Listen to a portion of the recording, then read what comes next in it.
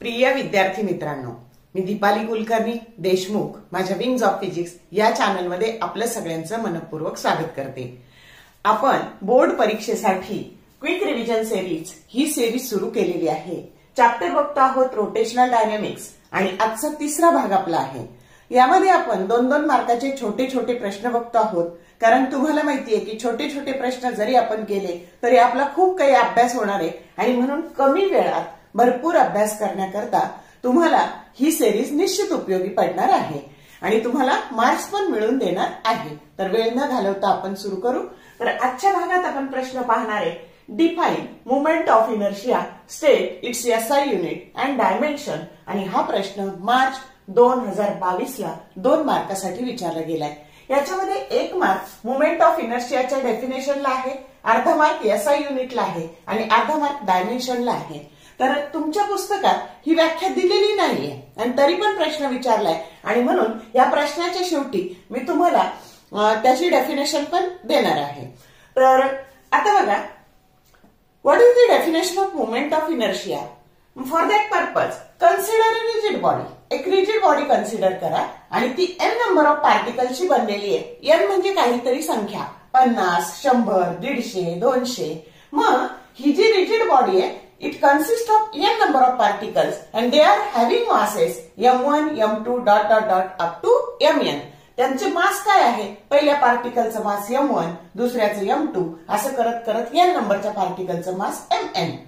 आणि हा axis of rotation आहे आणि ह्या ऍक्सिस ऑफ रोटेशन भोवती तुमची जी काही बॉडी आहे, तर ह्या ऍक्सिस ऑफ रोटेशन भोवती तुमची बॉडी फिरते आहे। मग ऍक्सिस ऑफ रोटेशन पासून हा पहिला पार्टिकल r1 इतक्या अंतरावर आहे, दुसरा पार्टिकल r2 इतक्या अंतरावर, तिसरा पार्टिकल r3 इतक्या अंतरावर आणि n नंबरचा पार्टिकल rn इतक्या अंतरावर। मग याची आपल्याला ह्या ऍक्सिस बद्दलचं, ह्या रिजिड बॉडीचं मोमेंट ऑफ इनर्शिया काढायचं। आणि एक गोष्ट लक्षात ठेवा, ऍक्सिस ऑफ रोटेशन बदलला की मोमेंट ऑफ इनर्शिया बदलतं। आलं का लक्षात? आणि म्हणून हे कसं काढायचं? तर आय या रिजिड बॉडीचं या ऍक्सिस बद्दलचं मोमेंट ऑफ इनर्शिया। मग आता पहिल्या पार्टिकलचं मास घ्यायचं आणि ऍक्सिस ऑफ रोटेशन पासूनच त्याचं डिस्टन्स घ्यायचं आणि त्याचा स्क्वेअर करायचा आणि त्या दोन्हींचा गुणाकार घ्यायचा। असं करत करत सगळ्या पार्टिकलचं घ्यायचं आणि त्या सगळ्याची बेरीज घ्यायची। आणि याच्यावरूनच मी नेहमी सांगते की फॉर्म्युल्याकडून डेफिनेशनकडे जा आणि मग ह्या फॉर्म्युल्याकडून आपल्याला मोमेंट ऑफ इनर्शियाची डेफिनेशन करायची। काय डेफिनेशन आहे मोमेंट ऑफ इनर्शियाची? तर moment of inertia of a rigid body about a given axis of rotation is defined as, बघा ह्या आयचं नाव काय? काय? The moment of inertia of a rigid body about a given axis of rotation is defined as, इथे यायचं, it is a sum of product of, मग इथे यायचं sum of product of mass of each particle and square of its distance। इथं square शब्द विसरतो बाळांनो, square of its distance from the given axis of rotation। Me repeat करते definition, काय? The moment of inertia of a rigid body about a given axis of rotation is defined as sum of product of mass of each particle and square of its distance from the given axis of rotation। मग आता इथं बघा, समेशनच्या भाषेत काय लिहिता येईल? I that is equal to summation within the limit I that is equal to 1 as to n mi ri square। म्हणजे ह्या I ची किंमत 1 पासून n पर्यंत बदलत न्या आणि ह्या पद्धतीची प्रोसिजर करा। याला आहे 1 मार्क। आता त्याचं एसआय युनिट, मग आता एसआय युनिट काय बघा, हे मास आहे, मासचं युनिट किलोग्राम आणि हा डिस्टन्सचा स्क्वेअर आहे म्हणून मीटर स्क्वेअर। केवढं सोपं आहे बघा, kilogram into metre square that is the SI unit of moment of inertia, त्याला हाफ मार्क आहे। आणि डायमेन्शन, आता मास किती वेळा मोजतो? एकदा मोजतो। लेंथ किती वेळा मोजतो? 2दा मोजतो। वेळ मोजतो का? नाही, म्हणून m raised to 1, l raised to 2, t raised to 0।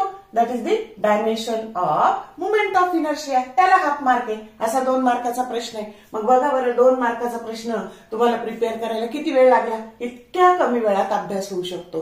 आता फक्त लर्न करा डेफिनेशन 2दा-3दा आणि लिहून काढा. आणि आता बघा बरं, मी इथं स्क्रीनवर तुम्हाला डेफिनेशन दाखवलेली आहे, त्याच्यावरून तुम्ही काय करा, ही डेफिनेशन लिहून काढा. समजलं?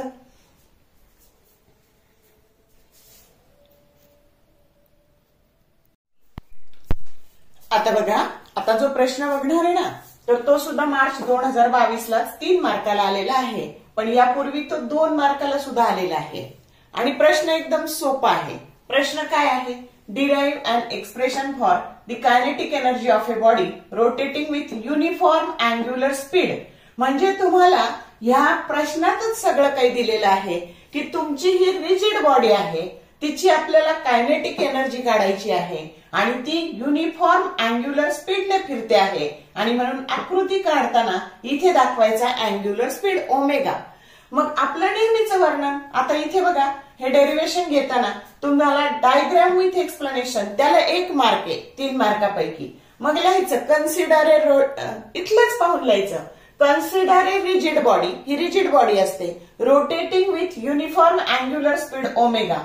That rigid body consists of n number of particles having masses m1, m2 up to ... mn, and they are situated at a distance r1, r2 ... up to rn from the given axis of rotation. एवढं लिहायला तुम्हाला अर्धा mark आहे आणि ह्या डायग्रामला अर्धा mark आहे. असं म्हणून 1 मार्क. सांगा बरं मला, याला खूप कष्ट पडले का? मग आता काय करायचं, तर याचा आधी अल्गोरिदम बनवायचा. आपल्याला ह्या बॉडीची कायनेटिक एनर्जी शोधायची आहे आणि कायनेटिक एनर्जीचा फॉर्म्युला असतो ½ mv². मग आधी बघा, याचा जो पहिला भाग मी घेतला त्याच्यामध्ये हे रिलेशन मी तुम्हाला शिकवले की v बरोबर r ओमेगा, क्रॉस प्रॉडक्ट मध्ये शिकवलं, हा त्याचा डॉट प्रॉडक्ट आहे, a बरोबर r अल्फा, असं शिकवलं ना सगळं. तर त्याच्यामुळे s बरोबर r थीटा. तर हे, तर इथलं काय घ्यायचं आपल्याला? आता इथं अँग्युलर स्पीड आहे, मग रिलेशन कशामधलं घ्यायचं? लिनियर स्पीड आणि अँग्युलर स्पीड मधलं. आणि म्हणून v बरोबर r ओमेगा घ्यायचं. मग कायनेटिक एनर्जी घ्यायची, त्याच्यात फॉर्म्युला लिहायचा ½ आणि त्या सगळ्याची बेरीज करायची की आपोआप आपल्याला येते की ही त्याची कायनेटिक एनर्जी, ह्या रोटेटिंग रिजिड बॉडीची काय मिळते? कायनेटिक एनर्जी मिळते. मग हा अल्गोरिदम लक्षात ठेवायचा आणि मग त्यानुसार जायचं. मग आता पहिल्या पार्टिकलची लिनियर स्पीड काढायचा. मग आता पहिल्या पार्टिकलचा लिनियर स्पीड r1 आणि ω1, दुसऱ्याचा काय आला? r2 ओमेगाच. इथं फक्त ω1 ω2 करायचं नाही, हे ओमेगा कॉन्स्टंट आहे. आणि vn n नंबरचा काय आला? तर n नंबरचा आला तुमचा vn that is equal to rn into omega. म्हणजे ह्या स्टेपला अर्धा मार्क आहे. कळलं का?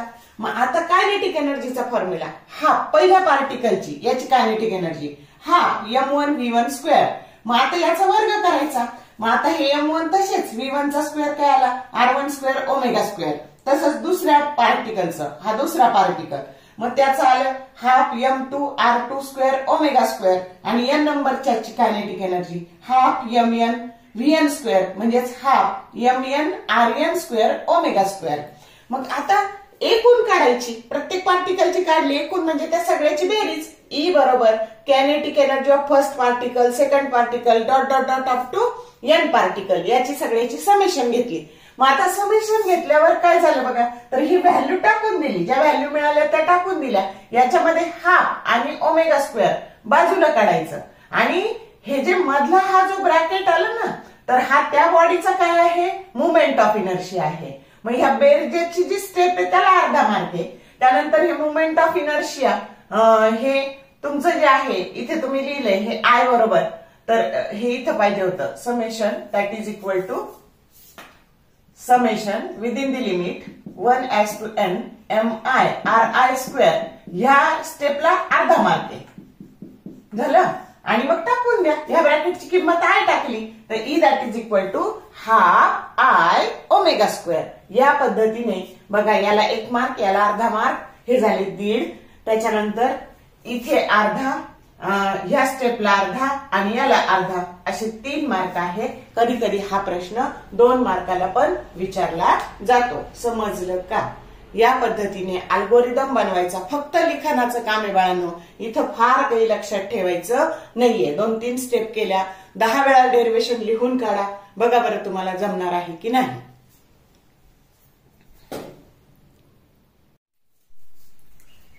आता पुढचा प्रश्न आपल्याला पाहायचा आहे बघा. तर तो आहे derive an expression for the torque acting on a rotating rigid body. किंवा प्रश्न असा विचारते, obtain the relation between torque and angular acceleration of a rotating rigid body. थोडक्यात टॉर्कचं डेरिव्हेशन आहे. मग आता ही अशी फिगर आहे. आता याच्यामध्ये काय आहे तुमचा, तर टो आणि अल्फा मधलं रिलेशन, म्हणजे तुमचा जर फॉर्म्युला पाठ असेल टो बरोबर आय अल्फा, तर तुम्हाला ही रोटेटिंग रिजिड बॉडी ही कशी फिरते आहे, तर it is revolving about the axis of rotation with constant angular acceleration. Kinetic एनर्जीच्या बाबतीत बॉडी काय फिरत होती, that is rotating with about a constant angular velocity किंवा अँग्युलर स्पीड. आणि इथं काय आहे, तर rotating rigid rotating body that revolve with the constant angular acceleration. मग आता बघा, हा पहिला पार्टिकल ज्याचं मास m1 आहे, ऍक्सिस ऑफ रोटेशन वरून ऍक्सिस ऑफ रोटेशन पासूनच त्याचं अंतर r1 आहे आणि त्याच्यावर ऍक्ट होणारा जो फोर्स आहे तो F1 आहे. आणि आपल्याला माहिती आहे relation according to Newton second law of motion F that is equal to ma. Same तसंच सेकंड पार्टिकलचा मास m2, त्याच्यावरचा force F2, axis of rotation पासून त्याचं अंतर r2. त्याच्यानंतर mn पार्टिकल की जो ऍक्सिस ऑफ रोटेशन पासून rn इतक्या अंतरावर आहे आणि त्याच्यावरचा फोर्स Fn आहे. झाली ही आकृती. आता वर्णन लिहायचं, एक्सप्लेनेशन. आता तुम्हाला डायग्राम विथ एक्सप्लेनेशनला 1 मार्क आहे. Consider A rotating rigid body revolving about the given axis of rotation with constant angular acceleration alpha. Let the particle of a body, that body consists of n number of particles having masses m1, m2, dot dot dot up to mn, and they are situated at a distance r1, r2, dot dot dot rn from the given axis of rotation. आणि इथं फक्त पुढे add करायचं की force acting on A particle is F1, F2, dot dot dot Fn respectively. म्हणजे प्रत्येक particle वरचा force सांगायचा. पहिल्या पार्टिकल वरचा F1, दुसऱ्याचा F2, n नंबरच्याचा Fn, असे त्याच्यावरचे फोर्स सांगायचे. कळलं का मग डायग्राम आणि एक्सप्लेनेशन. काय बदल करायचा, आधीच्या आकृतीत फक्त ओमेगा काढून टाकायचं, अल्फा लिहायचं आणि याला प्रत्येक ठिकाणी फोर्स दाखवायचा. आता हा अल्गोरिदम बनवायचा. टॉर्क, आता व्हेक्टर फॉर्म मध्ये टॉर्क आपल्याला माहितीये काय, तर tau that is equal to r cross f. म्हणजेच काय, तर rf साइन थिटा, हे त्याचं मॅग्निट्यूड आहे. आणि इथे बघा हा जो अँगल आहे r आणि तुमचा f मधला जो अँगल आहे तो 90 डिग्री आहे आणि साइन 91 असतं. म्हणजे टो बरोबर काय तयार झालं, तर टो बरोबर rf तयार झालं. समजलं का. मग आता आपल्याला rf तयार झालं का, मग f बरोबर m आहे आणि हे a बरोबर r alpha. Relation between linear ऍसिलरेशन आणि अँग्युलर ऍसिलरेशन पहिल्या पार्ट मध्ये मी हे सगळं सांगितलं होतं का तुम्हाला, येस ऑर नो. आणि हा झाला अल्गोरिदम आणि याच्यानुसार पुढे पुढे जायचं. मग आता आधी उलट जायचं, इथं a मिळवायचा, प्रत्येक पार्टिकल वरचं लिनियर ऍसिलरेशन मिळवायचं. मग a बरोबर r अल्फा म्हणून a1 बरोबर r1 अल्फा, दुसऱ्या पार्टिकल वरचं A2 बरोबर R2 अल्फा, n नंबर वरचं Rn अल्फा, याला अर्धा मार्क, या स्टेपला अर्धा मार्क. आता त्याच्यावरून फोर्स काढायचा. F बरोबर m आहे, पहिल्या पार्टिकल वरचा F1, m1 A1, m1 R1 alpha. मग आता दुसऱ्याचा m2 A2, m2 R2 alpha, n number वरचा फोर्स mn Rn अल्फा, या स्टेपला अर्धा मार्क. आता टॉर्क काढायचा. टॉर्क बरोबर काय, तर F1 R1, हे बघा टॉर्क, तर F1 R1. आणि म्हणून मग आता हे जे आहे हा F1 टाकला, हा F1 आणि R1, म्हणजे इथं काय झालं फक्त m1 R1 स्क्वेअर अल्फा. इथं काय झालं तसंच m2 R2 स्क्वेअर अल्फा आणि n नंबर वरच्याच mn Rn स्क्वेअर अल्फा. आपोआपच त्या r चा काय झाला, स्क्वेअर झाला. आणि मग आता सगळ्याची बेरीज करायची n नंबर वरच्या. मग आता बेरीज केल्यावर इथं अल्फा कॉमन काढलं, आतमध्ये हे शिल्लक राहिलं आणि याचीच किंमत काय असते, मुवमेंट ऑफ इनर्शिया. त्या रिजिड बॉडीचं मुवमेंट ऑफ इनर्शिया. या स्टेपला अर्धा मार्क, या स्टेपला अर्धा मार्क. आणि याच्यात ही आय किंमत टाकली की टो बरोबर आय अल्फा आलं का अर्धा मार्क. असं 3 मार्काचं डेरिव्हेशन आहे. समजलं का. म्हणजे अजिबात कन्फ्युजन करायचं नाही. कायनेटिक एनर्जीचं आणि टॉर्कच्या डेरिव्हेशन मध्ये काय फरक आहे हे लक्षात घ्यायचं आणि अल्गोरिदम प्रमाणे पुढे जायचं, म्हणजे तुम्हाला आपोआप डेरिव्हेशन मिळतं. समजलं? तर या पद्धतीने सोडवायचं आहे.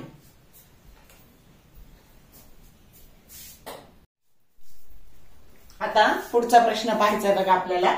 Derive an expression for angular momentum or movement of linear momentum. Angular मोमेंटमचं दुसरं नाव काय असतं? Movement of linear momentum of a rotating rigid body. तर हा पण 3 किंवा 2 मार्काला विचारला जातो, म्हणूनच आपण घेतलेला आहे. मग सेम सिच्युएशन बघा, फक्त रोटेटिंग रिजिड बॉडी. आता फॉर्म्युला पाठ असेल ना, एल बरोबर आहे ओमेगा. तर इथं ऍक्सिस ऑफ रोटेशन जो आहे तुमचा, तर तिथे तर तुमची जी बॉडी आहे तर ऍक्सिस ऑफ रोटेशन भोवती कशाने फिरते? तर विथ कॉन्स्टंट अँग्युलर स्पीडने फिरते. आलं लक्षात? म्हणजे तुमच्या कायनेटिक एनर्जीला पण ओमेगा लिहायचं, अँग्युलर मोमेंटमला पण ओमेगा लिहायचं, पण टॉर्कला काय लिहायचं? अल्फा लिहायचं.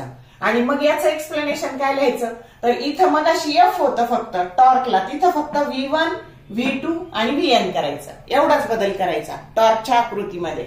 मग आता बघा, आपल्याला जर अँग्युलर मोमेंटम काढायचंय एल बरोबर आय ओमेगा, तर आपल्याला आधी हे माहित पाहिजे की एल हे काय असतं. तर L that is equal to R cross L that is equal to R cross P. आणि इथे याच्यात परत जर याचं मॅग्निट्यूड घ्यायचं झालं तर आर पी साइन थिटा, आणि थिटा 90 डिग्री आहे, आणि म्हणून एल बरोबर काय झालं तर आर इंटू पी किंवा पी इंटू आर, काही म्हणू शकता तुम्ही. गुणाकारात क्रम बदलला तर काही फरक पडत नाही. आणि म्हणून तुम्हाला अल्गोरिदम बनवताना तर एल बरोबर पी आर लागणार आहे. मग पी बरोबर लिनियर मोमेंटम बरोबर मास इंटू व्हेलॉसिटी, पी बरोबर एम व्ही, आणि मग व्ही बरोबर काय आहे? R omega. हा झाला अल्गोरिदम. मग आता परत आकृतीचं वर्णन. Consider a rigid body rotating with constant angular speed omega. That body consists of n number of particles having masses m1, m2, dot dot dot up to mn. They are situated at a distance r1, r2, dot dot dot up to rn from the given axis of rotation, and p1, p2, p3 up to dot dot dot pn. That is the linear momentum of each particle respectively. असं लिहायचं. मग आता बघा, प्रत्येक पार्टिकलचा linear speed काढायचा. पहिल्याचा आहे R1 omega, दुसऱ्याचा आहे R2 ओमेगा, या नंबरचाच आहे Rn ओमेगा. मग त्याचं लिनियर मोमेंटम घ्यायचं. P बरोबर मास इंटू व्हेलॉसिटी. मग पहिल्याचं M1 V1, मग या V1 ची किंमत टाकल्यावर हे झालं M1 R1 ओमेगा, दुसऱ्याचं झालं M2 R2 ओमेगा, या नंबरच्याच झालं Mn Rn ओमेगा. मग आता त्याचं प्रत्येक पार्टिकलचं अँग्युलर मोमेंटम काढायचं. मग एल बरोबर P1 R1. मग याला फक्त काय करायचं बाळांनो, R1 ने गुणलं तर याचं फक्त इथं स्क्वेअर झाला. आलं लक्षात? मग L2 झालं M2 R2 स्क्वेअर ओमेगा, आणि Ln झालं Mn Rn स्क्वेअर ओमेगा. इथं त्या सगळ्याची बेरीज केली, ऍडिशन केल्यावर ही टर्म कॉमन निघाली, ओमेगा ही कॉमन निघाली, ब्रॅकेटमध्ये हे शिल्लक राहिलं. आणि हे म्हणजेच काय असतं, त्या बॉडीचं काय असतं? मुवमेंट ऑफ इनर्शिया असतं. मग याची किंमत आय टाकली आणि ही कॉमन काढलेली ओमेगा, तर एल बरोबर आय ओमेगा. समजलं का? असे 3 डेरिव्हेशन, मोठं फुलस्केप घ्यायचं, त्याच्यावर कंपॅरेटिव्ह मांडायचे, त्याचे अल्गोरिदम लिहायचे आणि रायटिंग प्रॅक्टिस करायची. 3 मधलं एक डेरिव्हेशन तुम्हाला येतं. किंवा याच्यानंतर आता एकच प्रश्न पाहायचा आपल्याला, law of conservation of angular momentum, मग तो तरी येतो. म्हणजे एवढे हे 5 प्रश्न केले ना की त्याच्यामधला एक प्रश्न शुअर शॉट पडणार आहे तुम्हाला. समजलं?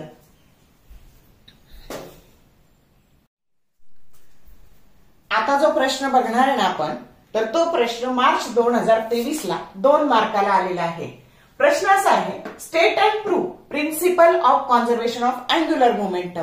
हाच प्रश्न असा विचारला जाऊ शकतो, state and prove law of conservation of angular momentum. इथं प्रिन्सिपल ऐवजी लॉ शब्द वापरला तरी काही बिघडत नाही, प्रश्न सेम आहे.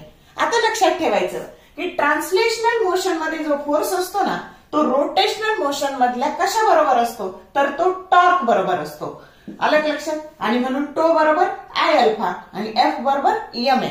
मग आता बघा, तुमचा लॉ काय आहे, तर अशी रोटेटिंग रिजिड बॉडी आहे की ज्याच्यावर जर टो बरोबर 0 असेल, no external torque acts on a rotating rigid body, then its angular momentum remains constant. L बरोबर कॉन्स्टंट. सोप्या पद्धतीने हा लॉ समजतोय का की रोटेटिंग रिजिड बॉडीवरचा टॉर्क जर 0 असेल तर त्याचं अँग्युलर मोमेंटम हे कन्झर्व्ड होतं, कॉन्स्टंट राहतं. आणि म्हणून सोप्या भाषेत हा लॉ लिहिता येऊ शकतो.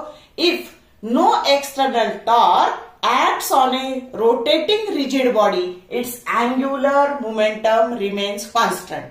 आणि तुमच्या पुस्तकात असं दिलंय की angular momentum vector L is conserved म्हणजेच constant in the absence of external unbalance torque टो.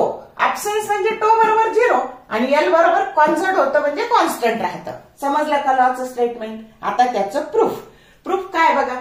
तर L बरोबर R क्रॉस P हा क्रॉस प्रोडक्ट असतो. हे अँग्युलर मोमेंटम हे लिनियर मोमेंटम. आणि मग आता बघा याचं डेरिव्हेटिव्ह घ्यायचं dl बाय dt.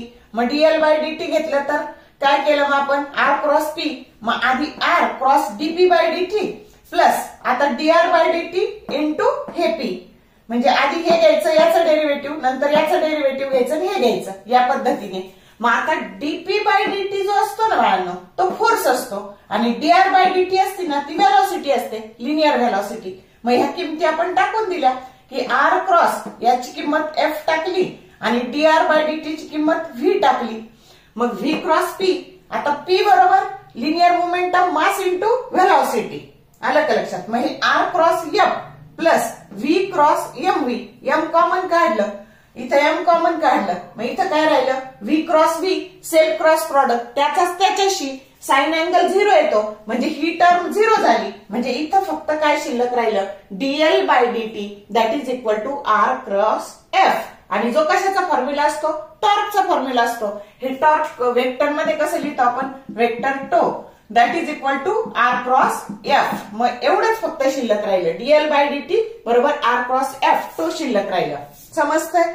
आणि मग जर टो बरोबर 0 असेल तर जेव्हा एखाद्या क्वांटिटीचं डेरिव्हेटिव्ह 0 असतं तर ती क्वांटिटी कॉन्स्टंट असते. मग डीएल बाय डीटी बरोबर 0 म्हणून एल बरोबर काय झालं तुमचं कॉन्स्टंट झालं. आणि मग आला का लॉ की if no external torque acts on a rotating rigid body, its angular momentum remains constant or conserved. 2 मार्काला आलाय बघा. स्टेटमेंटला अर्धा मार्क आहे. बोर्डाच्या याच्यानुसार मी मार्किंग केलेलं आहे. मॉडेल आन्सर जे आहे ना बोर्डाचं त्याच्यानुसार. या स्टेपला अर्धा मार्क आहे, या स्टेपला अर्धा मार्क आहे आणि या स्टेपला अर्धा मार्क आहे. असा 2 मार्काचा प्रश्न इथं हा विचारलेला आहे. ऍक्च्युली तो 2 मार्काच्या मानाने खूप लेंदी आहे पण आपण बोर्डाच्या याच्या पुढे जाऊ नाही शकत. तर अशा पद्धतीने आजच्या भागात मी 2-2 किंवा 3-3 मार्काला विचारले जाऊ शकतील असे 5 प्रश्न कव्हर केलेले आहे बघा. पहिलं मुवमेंट ऑफ इनर्शियाची डेफिनेशन, त्याचं याचा युनिट डायमेन्शन, त्याच्यानंतर कायनेटिक एनर्जीचं डेरिव्हेशन, त्याच्यानंतर टॉर्कचं डेरिव्हेशन, मग अँग्युलर मोमेंटमचं डेरिव्हेशन आणि मग law of conservation of angular momentum. आता हे जे आहे ना हे सगळं महत्वाचंच घेते आहे. आलं का लक्षात? याच्यामध्ये फक्त आता तुम्ही काय करा थेरम ऑफ पॅरलल ऍक्सिस आणि थेरम ऑफ परपेंडिक्युलर ऍक्सिस स्वतः करा आणि याच्यानंतर मी एक सगळ्या बॉडीचे मोमेंट ऑफ इनर्शिया अगदी सोप्या पद्धतीने तुम्हाला सांगणार आहे कारण त्याच्यावर पण प्रश्न येतो आणि मग आपण दुसऱ्या चॅप्टरकडे जाणार आहोत. जर व्हिडिओ आवडला तर लाईक करा, मित्रमैत्रिणींसोबत शेअर करा, कमेंट टाकायला विसरू नका. असे आपण सगळे क्विक रिव्हिजन सिरीज पूर्ण 16 चॅप्टरची करणार आहोत की जेणेकरून तुम्हाला हेच आयएमपी क्वेश्चन्स आहेत. आलं का लक्षात? आणि बोर्डाला कसे विचारले त्याच्यासह सांगितलेलं आहेत. ओके, याचा उपयोग करून घ्या. कमी वेळात तुमचा चांगला अभ्यास व्हावा म्हणून हा सगळा माझा खटाटोप चाललेला आहे. तर तुमची कमेंट हीच माझी एनर्जी आहे. तर कमेंट टाकायला विसरू नका. All the best for your study and thank you for watching this whole video.